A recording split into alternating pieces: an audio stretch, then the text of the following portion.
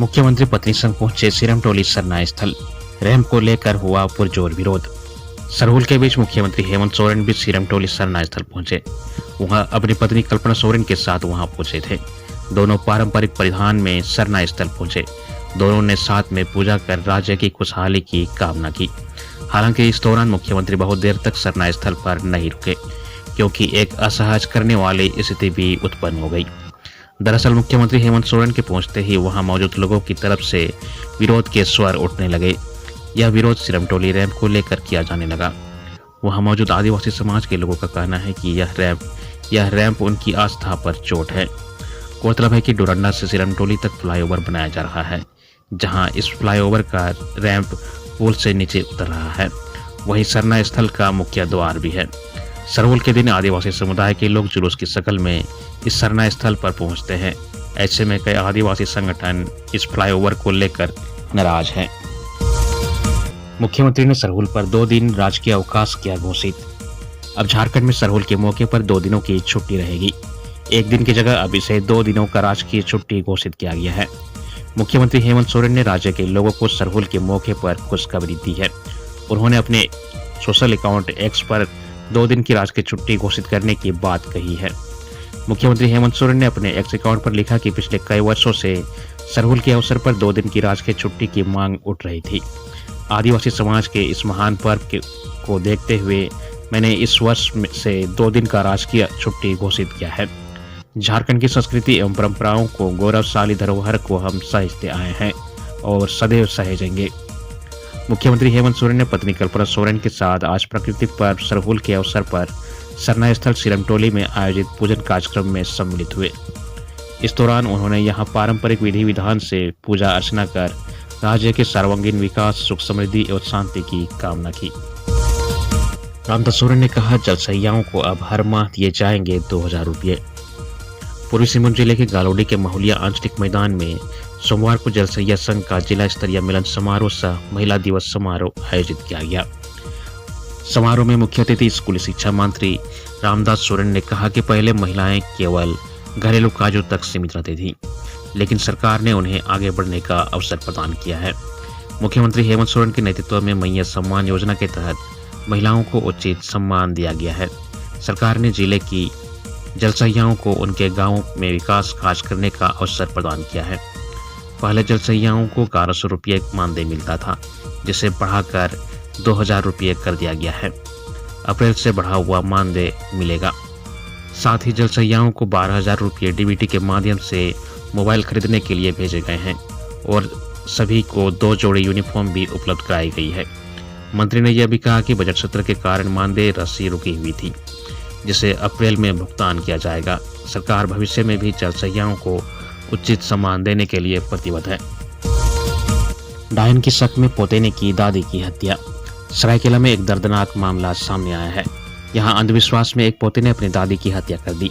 Police ने इस मामले में 2 आरोपियों को गिरफ्तार किया है। गमरिया थाना क्षेत्र के यशपुर रेलवे फाटक के पास 30 मार्च को एक महिला का छत शव मिला था। पुलिस ने जांच में पाया कि यह शव नारायणपुर की रहने वाली 60 वर्षीय भवानी केवट का है।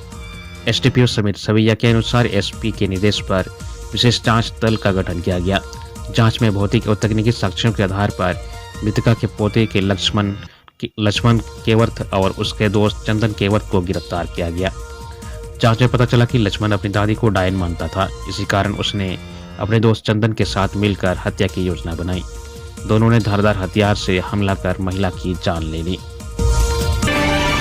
झामुमो का 13वां महाधिवेशन 14 व 15 अप्रैल को। झारखंड मुक्ति मोर्चा का 13वां केंद्रीय महाधिवेशन राजधानी में आयोजित होगा। पार्टी महाधिवेशन की तैयारी में जुटी हुई है। महाधिवेशन के लिए बैठकों का दौर भी चल रहा है। महाधिवेशन को लेकर बनाई गई विभिन्न कमेटियों को 2 अप्रैल तक कार्यक्रम की रूपरेखा और तैयारी से संबंधित रिपोर्ट देने को कहा गया है। मेगा स्पोर्ट्स कॉम्प्लेक्स स्थित हरिवंश राणा भगत स्टेडियम में 14 और 15 अप्रैल को झामुमो के नेता संगठन से लेकर सरकार के मुद्दे पर मंथन करेंगे। इसमें पूरे राज्य से नेता व कार्यकर्ता जुटेंगे। पार्टी ने महाधिवेशन को लेकर स्वागत समिति, राजनीतिक प्रस्ताव सह आगामी कार्यक्रम व रूपरेखा समिति और संविधान संशोधन समिति का गठन किया है। पार्टी के कार्यकारी अध्यक्ष हेमंत सोरेन सभी समितियों के संयोजक हैं। वहीं कमेटी में पार्टी के मंत्री विधायक और पदाधिकारी शामिल हैं। पार्टी के केंद्रीय महासचिव सुप्रियो भट्टाचार्य और विनोद कुमार पांडे सांगठनिक कामकाज में जुटे हुए हैं। राजनीतिक प्रस्ताव और पार्टी के संविधान संशोधन के बिंदुओं पर पार्टी कमेटी विचार कर रही है। इधर महाधिवेशन के मद्देनजर जिला समितियों का पुनर्गठन भी किया जा रहा है। 1 अप्रैल से टोल टैक्स के दरों में हुई वृद्धि। 1 अप्रैल से NHIA की सड़कों पर स्थित टोल प्लाजा में बढ़ी हुई दर पर टैक्स देना होगा। सोमवार की आधी रात के बाद से ही बढ़ी हुई दर से टैक्स लेना शुरू कर दिया गया है। इस क्रम में रांची के पुंदांग टोल प्लाजा, बुंडू रोड स्थित टोल प्लाजा, पलमा के पहले व मांडर रोड के टोल प्लाजा से बढ़ी हुई दर पर टैक्स की वसूली की जा रही है। पुंदांग टोल प्लाजा पर कार, जीप या वैन पर 5 रुपये की टैक्स की वृद्धि की गई है। पहले एक तरफ का 125 रुपया लिया जाता था, उसे बढ़ाकर अब 130 रुपया किया गया है। उसी दिन आने जाने पर पहले 190 रुपये देना पड़ता था, अब 195 रुपया कर दिया गया है। महिला के बैंक खाते से साइबर ठग ने उड़ाए 4 लाख रुपये। रांची के हटिया रेलवे कॉलोनी निवासी महिला रातुली महतो के खाते से साइबर अपराधियों ने 4 लाख रुपये की अवैध निकासी कर ली। इस संबंध में उन्होंने राष्ट्रीय साइबर अपराध की हेल्पलाइन नंबर 1930 पर सूचना देने के बाद साइबर थाना में प्राथमिकी दर्ज कराई है। प्राथमिकी में महिला ने कहा है कि UPI के माध्यम से उसके अकाउंट से रुपये की निकासी की गई है। उन्होंने प्राथमिकी में कहा है कि वह UPI सेवा तथा ATM का उपयोग नहीं करती हैं। उन्हें जब भी रुपये की आवश्यकता होती है तो बैंक जाकर निकासी प्रपत्र पर अंगूठे का निशान लगाकर रुपये निकालती है। वह DRM ऑफिस के समीप स्थित SBI की शाखा से रुपये निकालने गई तो अकाउंट से अवैध रूप से रुपये निकालने की जानकारी मिली। इसके बाद उन्होंने तुरंत अकाउंट को ब्लॉक कराया। सीएम टोली रैंप हंगामा मामले में पूर्व मंत्री गीताश्री उरांव सहित 24 अन्य पर दर्ज की गई प्राथमिकी। केंद्रीय सरना स्थल सीएम टोली के पास बनाए गए फ्लाईओवर का रैंप हटाने की मांग को लेकर रविवार को हंगामा हुआ था। इस मामले में जिला प्रशासन के दंडाधिकारी के आवेदन पर चुटिया थाना में प्राथमिकी दर्ज कर ली गई है, जिसमें पूर्व मंत्री गीताश्री उरांव सहित 24 लोगों के खिलाफ प्राथमिकी दर्ज की गई है। जिन 24 लोगों पर प्राथमिकी हुई है उनमें प्रेम शाही मुंडा, कुंदर सिंह मुंडा, निरंजना हेरन सहित अन्य के नाम हैं। CCTV फुटेज के अलावा प्रशासन द्वारा कराई गई वीडियोग्राफी व फोटोग्राफी से आरोपियों को पहचान कर उन सभी पर प्राथमिकी दर्ज करने का आवेदन जिला प्रशासन की ओर से तैनात दंडाधिकारी द्वारा किया गया था। उसी आवेदन के आधार पर प्राथमिकी दर्ज की गई है। प्राथमिकी में राइफल खींचने, सरकारी कामकाज में बाधा पहुंचाने, पुलिसकर्मियों के साथ धक्का मुक्की करने, पुलिसकर्मियों से बदसलूकी करने सहित अन्य धारा के तहत दर्ज की गई है। घटना के बाद रैंप के पास rapid action force, rapid action police जिला बल को तैनात कर दिया गया था। JEE मेन की परीक्षा 2 अप्रैल से होगी शुरू। नेशनल टेस्टिंग एजेंसी की ओर से आयोजित JEE मेन की परीक्षा 2 अप्रैल से शुरू होगी। 2 से 9 अप्रैल तक 10 शिफ्टों में 331 शहरों में CBT मोड पर परीक्षा होगी। 2, 3, 4 व 7 अप्रैल को 8 शिफ्टों में 2 पालियों में सुबह 9 से 12 बजे और दोपहर 3 से 6 बजे तक परीक्षा होगी। वहीं 8 अप्रैल को एक शिफ्ट में 3 से 6 बजे के बीच परीक्षा होगी। 9 अप्रैल को बिहार की परीक्षा सुबह की शिफ्ट में 9 से 11:30 बजे के बीच होगी। इसके लिए 16 लाख छात्रों ने रजिस्ट्रेशन कराया है। सेशन 2 के लिए 2,70,000 ने यूनिक कैंडिडेट ने पंजीयन कराया है। धनबाद में ACL के PF क्लर्क को रिश्वत लेते हुए किया गिरफ्तार। धनबाद CBI की टीम ने ACL मुकमा एरिया अंतर्गत खुदिया कोलियरी में दबिश दी।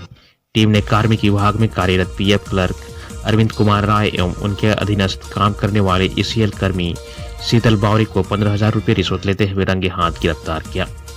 कार्मिक विभाग के ही कर्मचारी शंकर चौहान एवं अजय कुमार मंडल से भी CBI की टीम ने पूछताछ की। बताया जाता है कि खुदिया कोलियरी में इलेक्ट्रिक्स विभाग में कार्यरत कर्मी उमेश प्रसाद सिंह की अंतिम ड्यूटी सोमवार को थी। सोमवार को उनका फेयरवेल होने वाला था। ACL के तय नियम के तहत रिटायरमेंट के बाद PF व ग्रेच्युटी की रकम निकालने संबंधी फाइल अग्रसरित करने के लिए कार्मिक विभाग के कर्मी अरविंद कुमार राय ने 15,000 रुपये की मांग की थी। शीतल पैसा को लेकर अरविंद कुमार को देने पहुंचा तो वहां मौजूद CBI अधिकारियों ने दोनों को रंगे हाथ गिरफ्तार कर लिया।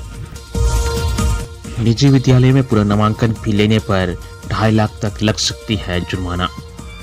झारखंड के स्कूली शिक्षा मंत्री रामदास सोरेन ने सोमवार को गालोडी में कहा कि अगर निजी स्कूलों द्वारा कॉपी किताब, स्कूल बैग, यूनिफॉर्म और रीएडमिशन के नाम पर फीस वसूलने के बारे में स्कूल समिति द्वारा जिला स्तरीय समिति के पास कोई शिकायत दर्ज कराई जाती है तो सरकार निश्चित रूप से कार्रवाई करेगी।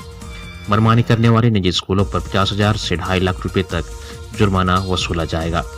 मंत्री ने कहा कि झारखंड शिक्षा न्यायाधिकरण अधिनियम 2017 में ही पारित हुआ था। पूर्ववर्ती सरकारों ने इस पर ध्यान नहीं दिया। उन्होंने कहा कि सदन में मुझसे निजी विद्यालयों की मनमानी पर सवाल पूछा गया था। मैंने इस पर स्पष्ट कर दिया है कि अब झारखंड में निजी स्कूलों की मनमानी नहीं चलेगी। झारखंड शिक्षा न्यायाधिकरण अधिनियम 2017 के आलोक में 15 दिनों के अंदर विद्यालय स्तर पर शुल्क समिति व जिला स्तर पर जिला समिति का गठन करने को कहा गया है।